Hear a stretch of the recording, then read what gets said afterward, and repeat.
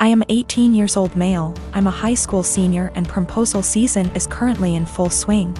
I was in my AP Chem class when suddenly an entourage of people entered my classroom with a disabled girl. She has cerebral palsy, that I know. I first saw the posters and the bouquet of flowers she was holding and thought, Aww. that's sweet of her. Then they revealed the posters and I read my name and was completely taken aback. I literally almost had a anxiety attack. I didn't know what to say at all and the entire class was cheering and people even started filming. I was straight up frozen for a minute and I could feel myself burning up with embarrassment. Of course I wanted to say no, but since it was so public and everyone was waiting for me to say yes, I did and hugged her. Everyone clapped including the teacher and I was mortified. One of my buddies asked me if I was okay.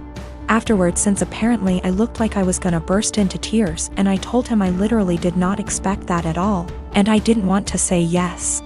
He suggested that I go find her after school or something and explain that to her and I agreed. Now, this girl is really nice.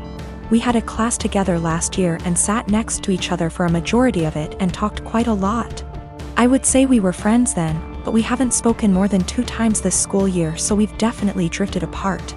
That's why I was completely shocked when she sprung the prom asking on me. Usually, people have their friends make sure that the other is at least aware before doing the asking to prevent situations like this. I was contemplating if I should just bite the bullet and go with her, but decided I just couldn't because it is my senior year prom and I was already starting to plan my asking. There's this girl that I've liked for a couple of months now and I recently heard from my friends that she likes me back, so I was gonna ask her. So I ended up going to the special ed classroom after school where I found her and asked if I could speak to her outside. I told her everything and how I really appreciated the gesture. But I was already planning on asking my crush to prom and she was crushed. She started crying really loudly and asked me why I couldn't have just said no, and I said that I didn't want to embarrass the two of us in front of all those people. At this point, one of her aides came out to check on us since she could hear the crying, and the girl told her aide what happened and she straight up glared at me and said, "That's not okay." Now I feel like absolute shit. I am a 28 years old male, my partner, woman 34 years old, and I have been together for 5 years. She has a daughter, she's 8, from a previous relationship. Right off the bat, it was made known I had fertility issues and likely wouldn't ever be able to father a child. I moved slow in the relationship, although I had fallen in love with her fast. When things got serious, I overheard her telling her sister she was concerned that I might be an aggressive type person because of the amount of scars I have. I didn't want her scared away, so I told her I had a bad childhood and left it at that. A little over 2 years into our relationship, I felt somewhat comfortable opening up, and for the first time I told her exactly why I'm infertile, which is a direct result of an injury I suffered due to trauma as a child. She was really empathetic and I was just thankful I had found the one I want to spend my life with that also came with a kid I adore. Fast forward to last summer. My partner and her friend decided to play an impromptu prank on me. I came home from work, there were multiple positive pregnancy tests in the bathroom. My partner announced she was pregnant. I started freaking out. A happy freak out cause I thought I had hit the lottery with the slim to none chance I have. They both started laughing. The tests were from the friend and not my partner. I was pretty much devastated and felt really let down that my partner would actually pull a prank like that. At first she was shocked by my reaction and said, "I thought you'd know it was a joke considering your circumstances." She ended up apologizing after realizing how hurt I was. 3 weeks ago she arranged a huge dinner with her entire family at our house. She had us play this stupid mystery game and ultimately announced to everyone she's pregnant. Her mother and sisters were deliriously happy. Immediately I got pissed thinking this was yet another prank, so I showed absolutely no emotions, which everyone caught on to. I said to my partner, "Either you're just mentally disturbed or you're cheating." That's pretty much when all hell broke loose.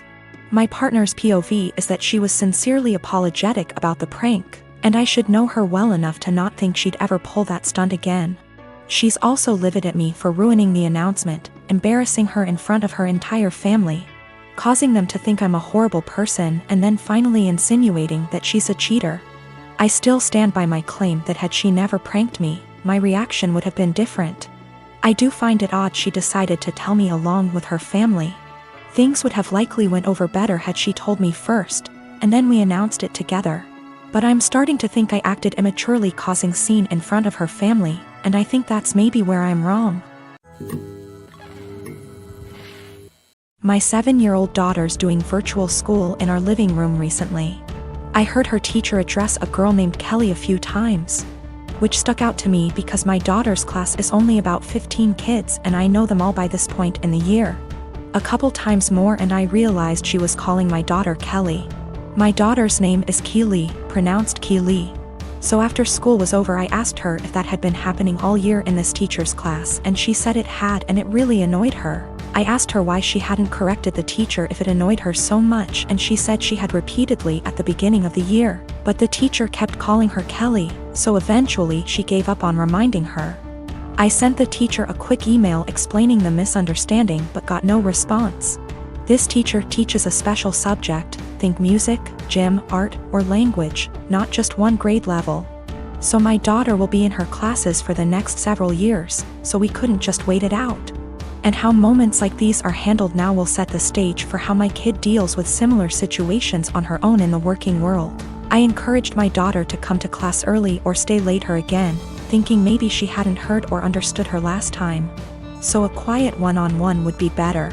She got to the class early and she told her very politely that her name was Keely like really, instead of Kelly like jelly. And that people often get it confused, so she just wanted to clarify. So class starts and sure enough she gets called Kelly again almost immediately. So there's only so much self-advocation a 7-year-old can be expected to do. I just walked over and said, "Hi, this is Keely's dad. Her's name not Kelly. It's Keely." A few hours later I had an email in my inbox inviting my wife and I to a parent-teacher conference with the vice principal.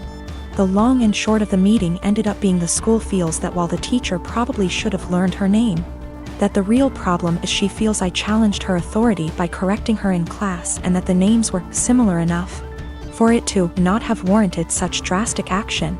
That surprised me. I couldn't believe a meeting was necessary, let alone that it cast blame on us. I can't tell if I'm being that annoying, my kid matters most parent that my grandmother the school teacher always complained about, or if the teacher should just learn her damn name, because that's a basic part of her job. I have waited tables for the last 3 years. During my shift last night, a group of 4 women in their late 20s came in.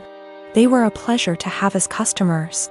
They ordered 4 of our house cocktails to start with and then went over the menu for their entrees.